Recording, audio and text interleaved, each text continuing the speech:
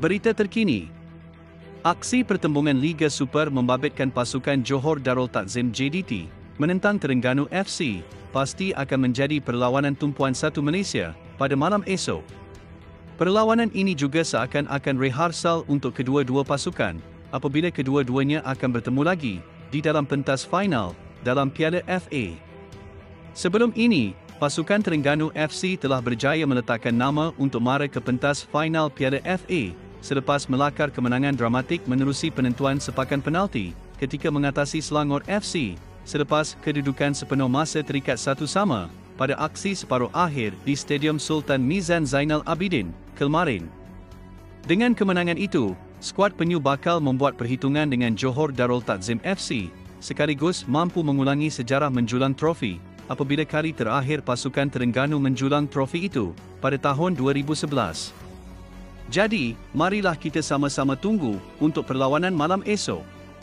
Dalam masa yang sama, saya akan bawakan kepada anda semua tentang perkembangan mengenai Arif Aiman dan TMJ. Semalam, pemilik Johor Darul Takzim JDT, Tunku Ismail Sultan Ibrahim, TMJ, telah mendedahkan jumlah gaji yang beliau berikan kepada pemain sayap muda negara, iaitu Arif Aiman. Menerusi laman media sosial Instastory miliknya, TMJ menyatakan bahawa beliau hanya memberikan gaji sebanyak 11,000 kepada Arif Aiman tahun lalu. Meskipun gaji tersebut dianggap kecil, tetapi Arif masih mampu untuk menampilkan prestasi yang terbaik. TMJ berkata, "Saya kenal setiap pemain, dari pasukan utama hingga ke akademi. Saya juga yang membuat keputusan mengenai kontrak pemain. Tahukah anda berapakah gaji Arif Aiman pada tahun lepas? Gaji dia hanya 11,000 sahaja, tetapi beliau bermain dengan bersungguh-sungguh. Kenapa begitu? Kerana macam mana cara saya menjaga pemain. Contoh, bonus akan diberikan kepada setiap pemain yang memberikan 100% ketika sesi latihan dan di dalam perlawanan," kata TMJ.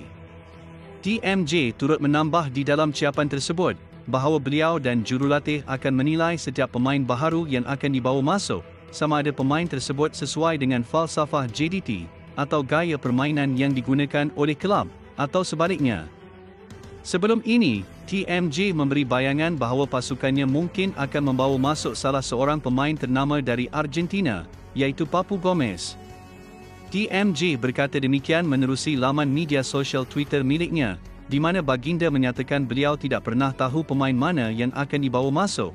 Namun perancangan untuk memantapkan pasukan menjelang saingan Liga musim hadapan sudah dimulakan. Dalam ciapan melalui Twitternya, berbunyi begini, "Saya tidak tahu. Mungkin Papu Gomez, dari Sevilla. Perancangan sudah dilakukan untuk memantapkan pasukan menjelang musim hadapan. Jadi, kita lihat sahaja," katanya.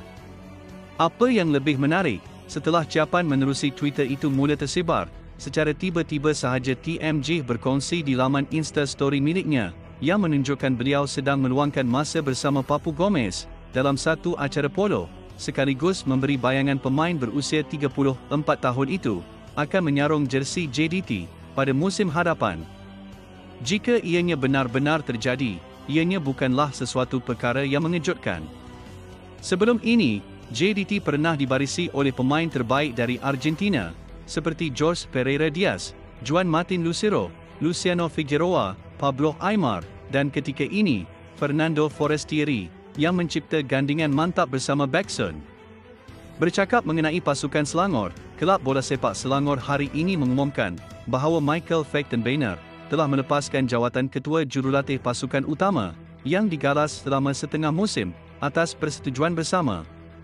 Menurut kenyataan rasmi, pencarian ketua jurulatih baharu sedang dijalankan dan mereka akan membuat pengumuman lanjut sebaik sahaja segala penelitian yang akan dibuat. Tugas tersebut kini digalas oleh pembantu ketua jurulatih, iaitu Nizam Jamil. Beliau akan mengambil alih tanggungjawab mengemudi pasukan utama Selangor sebagai ketua jurulatih sementara bagi menghadapi baki saingan Liga Malaysia musim ini.